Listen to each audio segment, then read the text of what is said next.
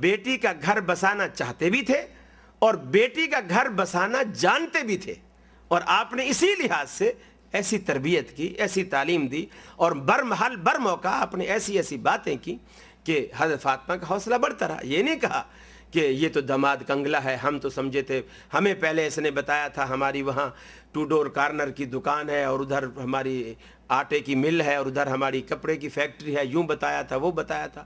یہ تو بالکل کنگلا نکلا ہے۔ کوئی بات نہیں، آ جا، میں ہاتھ پکڑ کے بیٹی کا گھر لے گئے، ہم گھر بیٹھیں گے، خلا لیں گے، یہ کریں گے، وہ نہیں، ہر چیز کھلی، پہلے دیکھو بھالو۔ اور انہوں نے آپ سے کوئی دھوکہ نہیں کیا، فریب نہیں کیا، انہوں نے اپنی ہر چیز اصلیت دکھائی ہے، اور اگر کوئی انہوں نے دھوکہ کیا بھی ہے تو وہ اپنے دھوکے کی سزا خود پائیں گے۔ اب آپ بیٹی کا گھر نہ اجاڑیں، اس کو حتی المقدور کوشش کریں۔ رسول اللہ صلی اللہ علیہ وسلم نے فرمایا ان ابغض الحلال عند اللہ الطلاق، جو چیزیں اللہ نے حلال کی ہیں ان حلال کی ہوئی چیزوں میں بھی اللہ رب العالمین کو جو سب سے زیادہ ناپسندیدہ چیز ہے وہ طلاق ہے۔ اس لیے آدمی حتی المقدور اس چیز سے بچے، اس کو کھیل نہ بنائے، تماشا نہ بنائے، بات بات پہ طلاق، بات بات پہ طلاق، یہ کھیل نہ بنائے، اس سے حتی المقدور بچے، اس لیے کہ اللہ کو ناراض کرنے والی۔ تو فرمایا اطاعت بالہا، اپنے خامند کی اطاعت کرے، اس لیے کہ خامند کی اطاعت جو ہے یہ اس کا گھر بسانے والا گھر بسائے گا، اور اس سے محبت پیدا ہوگی جب وہ فرما برداری کرے گی۔ بہت ساری باتیں ایسی ہوتی ہیں۔ ایک صحابی اکثر رسول اللہ صلی اللہ علیہ وسلم کے پاس آتے اور آ کر کے اپنی بیوی کا گلہ کرتے، میرے خیال میں بند ہو، رسول اللہ صلی اللہ علیہ وسلم کے پاس آتے اور آ کر کے اپنی بیوی کا گلہ کرتے، اور آ کر کے کہتے یا رسول اللہ میری بیوی ایسی ہے، میری بیوی ایسی ہے، وہ تو ویسی ہے، وہ تو گویا وہ یہ اللہ تبارک و تعالیٰ کے رسول سے کہلوانا چاہتا تھا کہ آپ کوئی ایسا مجھے حکم دیں تاکہ میں اس کو چھوڑ دوں۔ روز آ کر کے بتائے۔ ایک دن اللہ کے رسول نے بھی کہہ دیا بھئی تو جب اس سے اتنا تنگ ہے تو پھر چھوڑ دے، پھر چھوڑ دے تو اس سے۔ یہ بالکل ایسی بات ہے جیسے 2 آدمی لڑ رہے ہوں اور آپ پہلے ان کو چھڑوانے کی کوشش کریں، بھئی نہیں لڑو، بھائی نہیں لڑو، بری بات ہے، بری بات۔ اب وہ آپ کو ہی دھکا دے دیں، پرے ہٹ یار، پرے ہٹ، آ گیا بڑا چھڑوانے والا۔ اب آپ کو آیا غصہ، آپ نے 2 ڈنڈے پکڑے، جا کر کے ایک اس کے ہاتھ میں دے دیا، ایک اس کے ہاتھ میں دے دیا، اب لڑو۔ رسول اللہ صلی اللہ علیہ وسلم نے ایسا کیا، اب روز آ کے گلہ کرے میری بیوی ایسی ہے، میری بیوی ایسی۔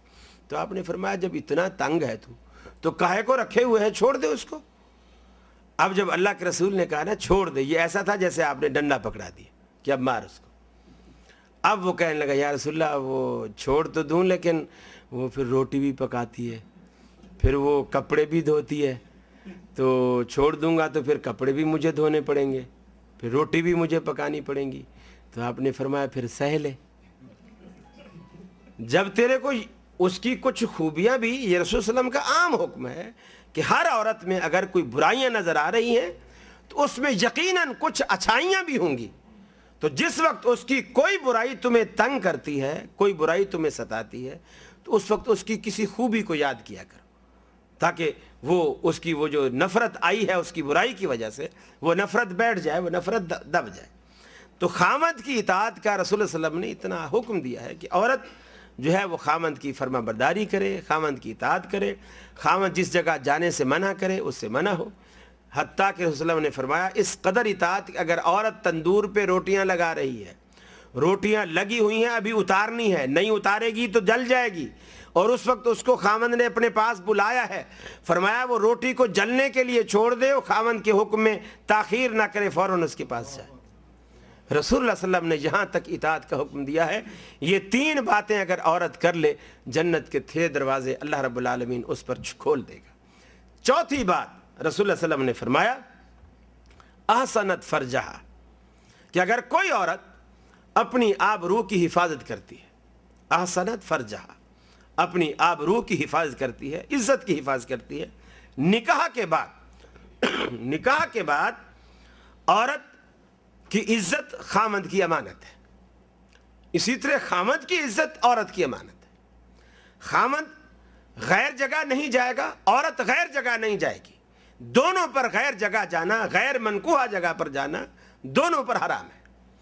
احسنت فرجہا کے معنی یہ ہے کہ جو اللہ تبارک و تعالیٰ نے جو طریقہ، جو چیز ان کے لیے حلال رکھی ہے، اسی حلال پر اکتفا کریں دونوں، اور حرام کا راستہ چھوڑ دیں اور حرام کی طرف منہ نہ کریں. احسنت فرجہا، اپنی آبرو کی حفاظت کریں. اور یہ اتنی پسندیدہ چیز ہے اللہ رب العالمین کی نظر میں، اتنی پسندیدہ کہ اگر عورت اپنی آبرو کی حفاظت کرتی ہے، خاوند موجود ہے یا نہیں ہے. لیکن دنیا میں آپ دیکھیں کتنے بے غیرت قسم کے مرد آپ نے دیکھے ہوں گے جو عورتوں سے اس طرح کے کام کراتے ہیں اور اسی کو اپنا ذریعہ معاش بناتے ہیں. بعض لوگ نکاح شادی اسی لیے کرتے ہیں خوبصورت عورت سے تاکہ میری دکان اچھی چلے. جب خوبصورت عورت ہوگی گاہک زیادہ آئیں گے، لوگ زیادہ آئیں گے. یہ انتہائی بے غیرتی کی بات ہے. اور رسول اللہ صلی اللہ علیہ وسلم نے فرمایا کہ اللہ رب العالمین سب سے زیادہ غیرت والا ہے. اور آپ نے یہ کس موقع پر فرمایا؟ حضرت سعد رضی اللہ تعالیٰ عنہ نے صحابہ کرام کی محفل میں بیٹھ کر حضرت سعد نے ایک بات کی تھی.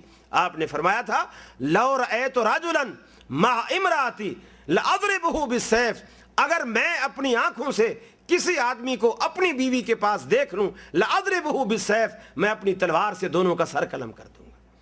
تو صحابہ کرام نے یہ بات سنی، جا کر کے رسول اللہ صلی اللہ علیہ وسلم سے شکایت کی، جا کر کے کہا اللہ کے رسول وہ سعد تو ایسا کہہ رہا ہے اگر میں اپنی بیوی کے ساتھ کسی کو دیکھ لوں تو میں تو سر قلم کر دوں. رسول اللہ صلی اللہ علیہ وسلم نے فرمایا انظروا الی غیرت سعد، ارے سعد کی غیرت کو دیکھو کتنا غیرت والا ہے. یعنی آپ ناراض ہونے کے، لوگوں نے تو کہا کہ یہ قانون ہاتھ میں لے رہا ہے، قانون ہاتھ میں لے رہا ہے. آپ نے خوش ہو کر فرمایا انظروا الی غیرت سعد، ارے سعد کی غیرت کو دیکھو کتنا غیرت والا ہے. پھر فرمایا واللہ، اللہ تبارک و تعالیٰ کی قسم ہے کہ اللہ کی ذات اغیر منی، اللہ رب العالمین کی ذات مجھ سے بھی زیادہ غیرت والی ہے اور میں سعد سے زیادہ غیرت والا ہوں. یعنی میری ذات سعد کی غیرت سے زیادہ غیرت والی ہے اور اللہ کی ذات مجھ سے بھی زیادہ غیرت والی ہے. یعنی یہ پورا مذہب غیرت والوں کا ٹولہ ہے. مسلمانوں کا رب غیرت والا، مسلمانوں کا رسول غیرت والا اور مسلمان غیرت والا. گویا بے غیرت مسلمان نہیں ہو سکتا. یہ اللہ تبارک و تعالیٰ کے رسول نے یہ حدیں مقرر فرما دی ہیں. احسنت فرجہا، وہ اپنی آبرو کی حفاظت کرے گی. ہاں اگر کوئی عورت اپنی آبرو بچاتے ہوئے، اپنا دفاع کرتے ہوئے اپنی جان کی بازی بھی دے دیتی ہے، اللہ رب العالمین اسے شہادت کا رتبہ دے گا، اسے شہادت کا رتبہ عطا کرے گا. اس لیے کہ اللہ تبارک و تعالیٰ کو غیرت بڑی پسند ہے، بہت زیادہ پسند ہے. تو اس لیے یہ چار کام بڑے آسان اور سہل ہیں. بڑے آسان: نماز پڑھنا، رمضان کے روزے رکھنا، خاوند کی بات مان لینا، صرف وہ بات نہ ماننا جو شریعت کے خلاف ہو، باقی ہر بات ماننا. دنیا داری کے معاملے میں باقی ہر بات مانے چلے جائے، بس یہ دیکھے کہ شریعت کے خلاف نہ ہو. وہ شرک